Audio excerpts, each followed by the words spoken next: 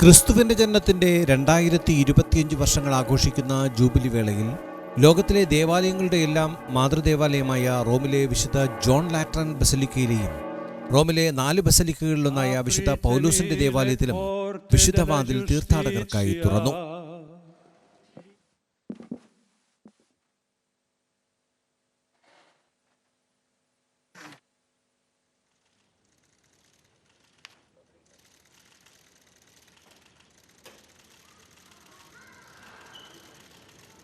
ഇതോടെ റോമിലെ പ്രധാനപ്പെട്ട 4 ബസലിക്കകളിലും വിശുദ്ധ വാതിലിലൂടെയുള്ള ജൂബിലി തീർത്ഥാടനത്തിന് ആരംഭമായി.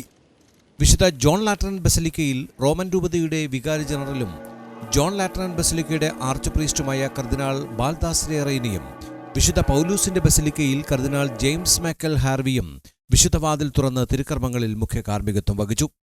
വിശുദ്ധ വർഷവുമായി ബന്ധപ്പെട്ട് അവസാനമായി വിശുദ്ധ പൗലൂസിന്റെ ബസലിക്കയിൽ വിശുദ്ധ വാതിൽ തുറക്കുമ്പോൾ ആയിരക്കണക്കിന് വിശ്വാസികൾ തിരുക്കർമ്മങ്ങളിൽ സന്നിഹിതരായിരുന്നു.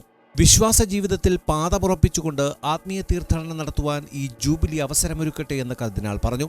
പൗലോസ് അപ്പോസ്തലൻ രക്തസാക്ഷിത്വം വഹിച്ച സ്ഥലത്തുനിന്ന് ഏതാനും കിലോമീറ്ററുകൾക്കടുത്താണ് വിശുദ്ധ പൗലോസിന്റെ നാമധേയത്തിലുള്ള ബസലിക്ക സ്ഥിതി ചെയ്യുന്നത്. International desk, Vox news.